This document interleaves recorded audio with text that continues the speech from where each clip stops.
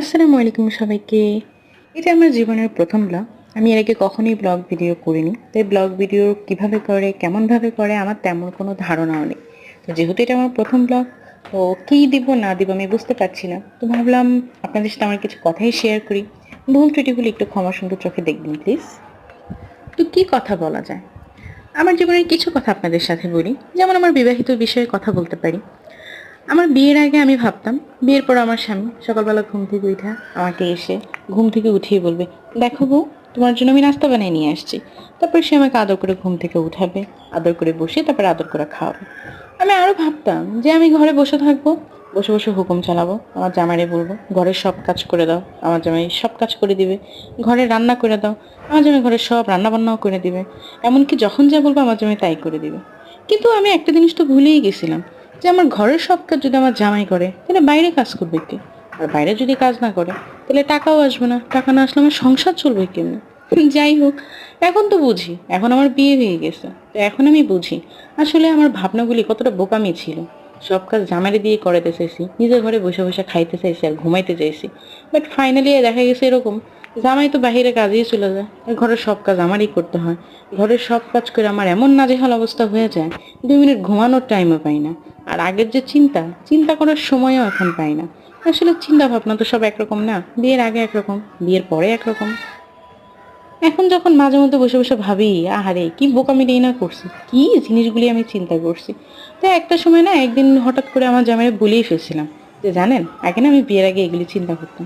জামাই তো আমার কথা শুনে আকাশ থেকে পড়ছে মতো অবস্থা, আমার দিকে হাঁ করে তাকায় আছে আর বলতেছে, তোমার দেখতে এত সাদা সিধা সরল মনে হয়, আমি তো ভাবছিলাম তুমি খুব নিষ্পাপ, তুমি কিছুই বুঝো না, অথচ তুমি বিয়ের আগে এগুলি ভাবতা আমারে নিয়ে।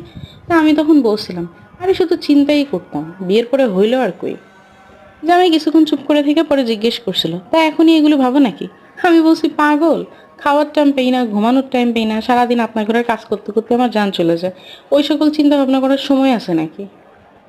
তখন জামাইও কিছুক্ষণ পরে বলল, তাও কথা, তোমাদের মেয়ের তো আবার বিশ্বাস নেই, কোন দিন কি ভাবে বসে থাকো।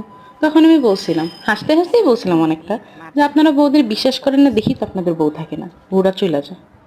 জামাইও তখন হাসতে হাসতে আমাকে বলছিল, তো তুমি যাওয়া কবে, সব বউরা চলে যায়, তুমি আসো কেন, তুমিও চলে যাও।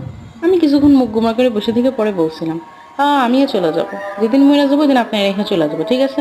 এই কথা বলে মনটা খারাপ হয়ে গেছিল, চুপচাপ কিছুক্ষণ বসেছিলাম। পাশের রুমে গিয়ে বসে বসে ভাবতেছিলাম, কী সব ভাবতাম, কী সব হয়ে গেল, আসলে জীবনটাই বোধহয় এরকম। তো আমি কিছুক্ষণ পরে আসলো, এসে আমাকে জড়া ধরে গাল টিপে বলতেছে, আরে পাগল, আমি তো দুষ্টুমি করছি, তুমি দুষ্টুমিটাও বুঝো না? আমি তখন বলছিলাম, বুঝি বুঝি দেখি ভালো লাগে। আসলে সারাদিনের ব্যস্তকর্ম জীবনে যখন এতটুকু দুষ্টুমি আসে তখন আসলেই সত্যিই খুব ভালো লাগে। যাই হোক, সবশেষে একটা কথা তো বলাই যায়, ভাবনার বাস্তবতার মধ্যে আসলে আমাদের কোনো মিল থাকে না, কিন্তু মিল না থাকলেও আমরা জীবনে যতটা চাই আল্লাহ পাক আমাদের তার থেকে অনেক বেশি কিছু দেয়। কিন্তু আসলে আমরা বুঝি না, আমাদের যতটুকু প্রয়োজন বেঁচে থাকার জন্য বা জীবন চলার জন্য আল্লাহ পাক আমাদের এর থেকে অনেক বেশি কিছুও দিয়ে থাকে।